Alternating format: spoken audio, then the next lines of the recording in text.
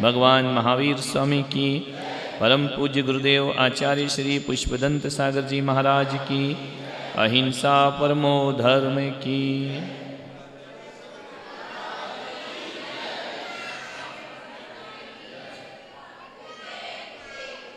प्यारी प्यारी भव्यात्माओं,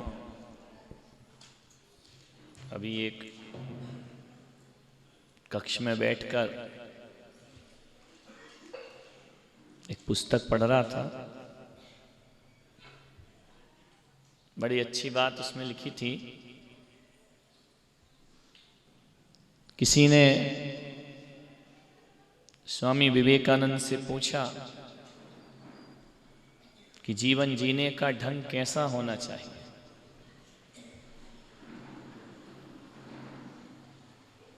जीवन कैसे जिएं? स्वामी जी ने कहा कि थोड़ी देर बैठो, मैं बताता हूं जीवन कैसे जिया जाता है। उनका एक भक्त आया, बहुत सारी मिठाइयां लाया, फल लेकर के आया, स्वामी जी के चरणों में रखा, उनको विनम्र प्रणाम किया। स्वामी जी ने फल की टोकरी ली, मिठाई की टोकरी ली और एक तरफ मुंह करके मिठाई खाने लगे और उस आदमी से कुछ नहीं बोला, ना हालचाल पूछे, ना नाम पूछा, उसकी दी हुई मिठाइयां खाने लगे। उस आदमी को बड़ा गुस्सा आया कि यार मेरे बारे में तो कुछ पूछा ही नहीं और मेरी मिठाई खा गए। जो लाया उससे कोई मतलब नहीं है, उन्हें केवल मिठाई से मतलब है, भोजन से मतलब है। उन्होंने फलाहार किया, मिठाई खाई और मेरा अपमान हो गया। मेरे बारे में देखा ही नहीं, निहारा ही नहीं, दृष्टि नहीं उठाई, कुछ नहीं पूछा। एक जब वो आदमी चला गया, बाहर गया, गुस्से में बड़ा बड़बड़ाता कि मिठाई खा ली और मुझसे मीठे शब्द भी नहीं बोले।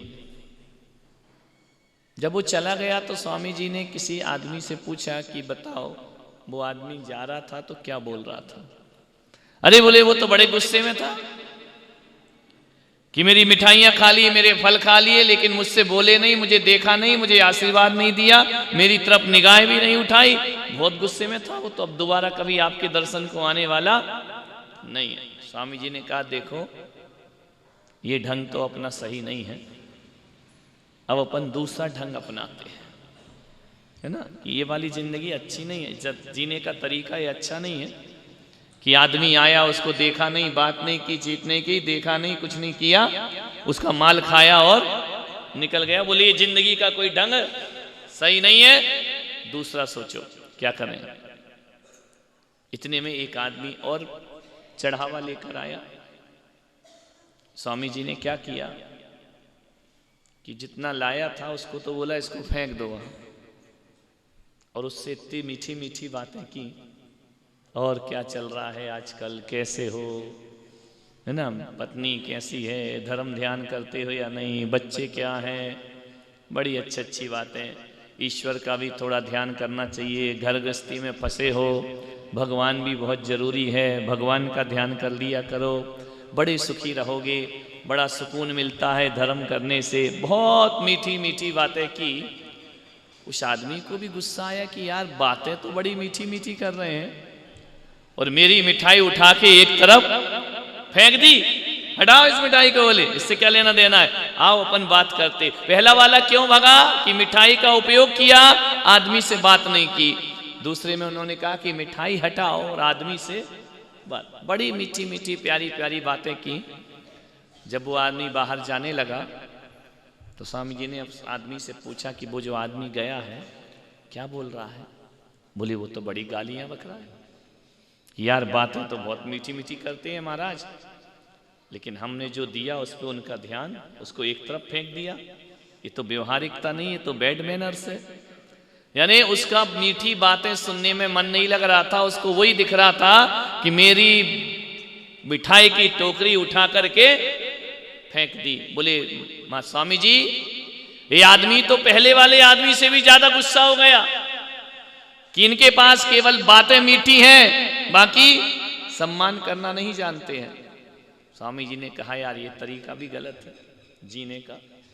ऐसे तुम्हारे घरों में स्थितियां होंगी, मेरे पास भी आते हैं दिन भर, महाराज तुम देखते नहीं हो, तुम बोलते नहीं हो, तुम अब एक अनार 100 बीमार। नहीं, आप आए, आप बोल रहे हैं, आप जायज़ है, लेकिन मैं जो बोल रहा हूँ वही भी जायज़ है। इस कुर्सी पे आके बैठ के देखना कि 1000 लोग आते हैं, वो चाहते हम बोलें, हम बात करें, हमसे महाराज बातें करें। किस किस से करें यार बातें? कठिन है ना समस्या। मेरे साथ नहीं, ये सब महाराजों के साथ है। इसलिए जिनसे बातें कर लो, जिनको आशीर्वाद दे दो, जिनसे बोल लो, वो हमारे चेले हो। जिनसे नहीं बोला वो बड़बड़ाते जाता है ना कि अरे यार ये तो बेकार है, क्या मतलब, ये तो पैसे वाले को। अब पैसे से मुझे अभी एक बात बताओ, यदि मेरा पैसे वालों के घर आहार हो या किसी गरीब के घर आहार हो, खाऊंगा क्या मैं? बोलो, दाल रोटी सब्जी और क्या खाऊंगा? यही खाऊंगा ना। अमीर क्या खिलाएगा? हीरा मोती खिलाएगा क्या? है खिलाएगा तो मैं खा लूंगा क्या? मरना है क्या हीरे मोती खा के? अमीर भी दाल रोटी खिलाएगा, गरीब भी दाल रोटी खिलाएगा। आहार की प्रक्रिया वही हुआ करती है, जो ये बनाएगा वही वो बनाएगा। और अपने तो दिन ऐसे कि जहां जाओ 15-20 कटोरी तो मिल नहीं है, कहीं भी जाओ, अमीर के यहाँ जाओ या गरीब के यहाँ जाओ, उसमें कोई फर्क पड़ने वाला नहीं। वैसे ही उच्चासन देगा, वैसे ही पूजन करेगा, वैसे ही नमन करेगा। एक अमीर के घर में जाओ तो ऐसा थोड़ी है कि मैं उसके बहुत सुंदर चाइना से लाए हुए सोफे में जाके बैठ जाऊंगा। बैठना तो मुझे पट्टे पर ही जाकर है। विचार करिए, कोई अमीर आदमी है तो ऐसा भी नहीं है कि मैं जाके उसकी बहुत सुंदर डाइनिंग टेबल पर बैठ करके आहार कर लूंगा। आहार मुझे ऐसे ही करना है, खड़े खड़े करना है। लेकिन आदमी ये सोचता आता है, श्रावक हो, मन में आएंगी बातें। मैं आपको गलत नहीं बोल रहा हूँ, आपकी जगह मैं होता तो मैं भी यही सोचता। लेकिन बात यह है कि किसकी कुंडली अब किससे मिल जाए, क्या कर सकते हो? अब किसी की हमसे मिलती है, किसी की नहीं मिलती है। जिसकी जिससे मिले मिल जाए। कहने का मतलब है किसी भी महाराज के भक्त रहो। मैं पुलक सागर कहता हूं, भक्त बनो, इसमें कल्याण तुम्हारा जरूर होगा। महाराज कोई से भी हो, क्या फर्क पड़ता है? ये महाराज वो महाराज, सबके एक से नेचर थोड़ी होते हैं। एक पिता के 4 लड़के हैं तो चारों का नेचर एक सा नहीं होता है। किसी को बड़े गंभीर महाराज पसंद है, किसी को बड़े चंचल महाराज पसंद है, किसी को मौन रहने वाले महाराज पसंद है, किसी को ज्यादा बोलने वाले महाराज पसंद है, किसी को ध्यान त्याग तपस्या वाले पसंद है, किसी को आनंद यात्रा वाले पसंद हैं। तब इसमें क्या कर, अपनी अपनी च्वाइस है। शादियों में नहीं देखते आप कितने आइटम लगते हैं शादी में? 20, 25, 30 कम बताए क्या? और लगते हैं 40, 50 आइटम लगते हैं। एक बात याद रखना, जब भी शादियों में जाओ तो सोच के मत जाना कि 50 आइटम तुम्हारे लिए लगे हैं, है ना। नहीं तो तुम सोचो ये सब हमारे लिए, सब निपटा जाए। वो शादी में जो 50 तरह के लोग आते हैं ना, 50 के स्वाद अलग अलग हैं। उनके चक्कर में इतनी सारी प्लेटें वहां पर लगाई जाती हैं, उनके चक्कर में इसने आए। लेकिन तुम तो ऐसे ऐसे जाते कि यार 50 मेरे लिए लगे हैं, तुम्हारे लिए नहीं लगे। सबकी अपनी अपनी चॉइस, अपना अपना स्वाद, अपना अपना टेस्ट हुआ करता है। किसी को मीठा खाना, किसी को नमकीन खाना, किसी को पूरी खाना, किसी को पराठे खाना, किसी को रोटी खाना। वो सबके मन का मिल गया तो कहते यार शादी में मजा आ गया है। तुमको दूल्हा दुल्हन से थोड़ी मतलब है, वो कैसे भी हो, अपने को क्या लेना देना है। अपने को तो ये बताओ भोजन कैसा था। कोई भी कार्यक्रम की सफलता 2 चीजों से होती है। एक तो रहने की व्यवस्था बाहर वालों की कैसी है, और भोजन व्यवस्था। बाहर वाला कुछ नहीं देखता, वो यही देखता कि हमें खाना कैसा खिलाया और हमें रहने को स्थान कैसा दिया। वो 2 चीजें अच्छी हो गई तो तुम्हारा कार्यक्रम सफल हो गया। क्या अपन भी जाते हैं बाहर तो क्या देखते हैं भाई, अपना जुगाड़ कैसा है, क्या खाएंगे। तो स्वामी जी ने कहा कि भाई ये वाली शैली भी अच्छी नहीं है। एक का उपहार ले लिया, बात नहीं की तो वो नाराज हो गया। एक से बात की लेकिन उपहार का अपमान कर दिया, वो भी नाराज हो गया। जीवन कैसे जिए? स्वामी जी ने कहा आने दो तीसरा आदमी, फिर देखते हैं, नई सोच लगाते हैं। तीसरा आया, फल लेकर के स्वामी जी ने सामने फल रखे। फल को क्या किया, एक प्लेट में निकलवाया और फल खाने लगी। जो लेकर आया था उससे कहा तू भी फल खा, उसको भी खिलाया, इन्होंने भी खाया और बड़ी प्यारी प्यारी बातें की कि देखो जीवन कैसा होता है, जीवन कैसे जीना चाहिए, संकट जीवन में आते हैं उनसे कैसे संघर्ष में हमें जीना है, धर्म ध्यान करो, प्रभु का ध्यान करो, भगवान की भक्ति करो, 24 घंटे में कम से कम 24 मिनट तो भगवान का नाम लो। इतना उन्होंने समझाया, उनने भी फल खाया और सामने वाले को भी फल खिलाया।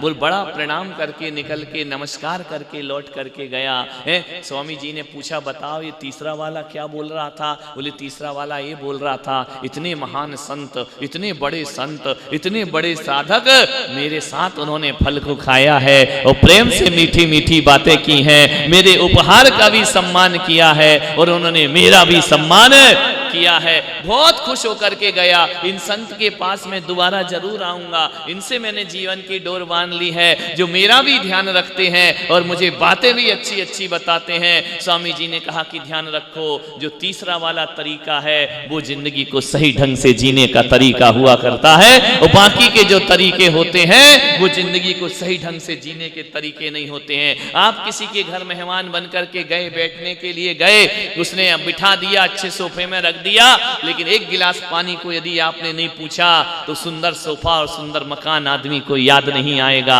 आपसे कहता हूं जैसे ही कोई गया वो तुमने एक गिलास पानी पिलाया और बोले निकल ले, अब बैठना इतना नहीं है, वो पानी भी तुम्हारे जीवन में सम्मान नहीं दे पाएगा। सम्मान कौन देता है? कोई आया है उसे सोफे में बिठाओ, तुम भी सोफे में बैठो, थोड़ा सा तुम भी लो और थोड़ा सा तुम भी उसको भी दे दो। वह जीवन की सम्माननीय शैली हुआ कर। जीवन जीने का ढंग ऐसे ही हुआ करता है, जिंदगी जीने का ढंग ऐसे ही हुआ करता है। जिंदगी को आनंद बनाना है, थोड़े से जीने के तरीके बदल दीजिए, थोड़ी सी जिंदगी की सोच बदल लीजिए। यदि सोच बदल गई, जीवन जीने का तरीका बदल गया, तो मैं कहता हूं जो घर आज तुम्हें नरक लग रहे हैं वही घर कल आपको स्वर्ग जैसे अनुभव में हो जाएंगे। स्वर्ग नरक क्या होता है? आनंद होना चाहिए, जीवन में प्रेम होना चाहिए। लोग मेरे कमरे में आके बैठते हैं, कई ऐसे हैं जिन्हें नहीं, कई ऐसे हैं कि केवल वो दर्शन करने ही आते, उन्हें महाराज से बातें आते नहीं करना है, चुपचाप पीछे बैठते हैं, देखते हैं, नमस्कार किया, प्रणाम किया, जितना उनको संतोष चाहिए लिया और चले गए वहां से उठ करके। ध्यान रखना, कुछ ऐसे होते हैं जो वार्तालाप किया करते हैं, कुछ ऐसे होते हैं जिन्हें हंसी मजाक पसंद है, कुछ ऐसे होते हैं जिन्हें शास्त्रों की बातें पसंद है। ध्यान रखिए, विचार करना है। तुलसी या संसार में भांति भांति के लोग, तुलसी या संसार में भांति भांति के लोग, सबसों हिलमिल चालिए नदी नाव संजोग, सबसों हिलमिल चालिए नदी। नदी और नाव का संयोग है ये, ध्यान रखना। ये संसार है, एक बात याद रखना, यहां साथी कोई नहीं है। ध्यान, कोई कौन किसका साथी है? जन्म जन्म का साथ है हमारा तुम्हारा, हमारा तुम्हारा, एक चला गया एक रह गया, कहाँ गया साथ तुम्हारा। ये सब 100 साल पहले हमें तुमसे प्यार था, आज भी है और मुझे आज तक ये समझ में नहीं आया।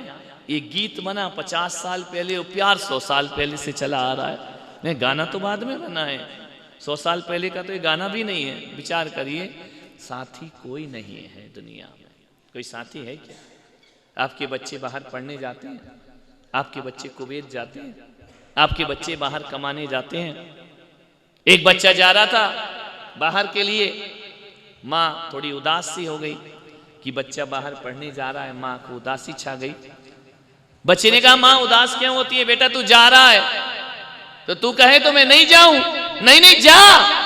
देखो भेज भी रही है और उदास भी हो रही है, दुखी भी हो रही है। बच्चे ने कहा भाई देख, यदि दुखी होगी तो मेरा जाना कैंसिल होता। नहीं नहीं तू जा, मैं ये नहीं चाहती कि तू मत जा। तो फिर दुखी क्यों हो रही है? बोले मैं ये चाहती हूँ तू जा। तू जा रहा है इसका दुख नहीं है, दुख इसका है कि इस बात का दुख नहीं है कि तू पढ़ने जा रहा है, दुख इस बात का है तू मेरे से दूर जा रहा है, इस बात का मुझे दुख है। लेकिन फिर भी मैं कह रही हूं कि तू जा, पढ़ाई कर, अपनी जिंदगी बनाना। अच्छी अच्छी माताओं को देखा है विदेश में बच्चों को भेजते हैं, जब जाने लगता है तो उनकी आंखों में आंसू आ जाते। दुख इस बात का होता है कि ये जा रहा है।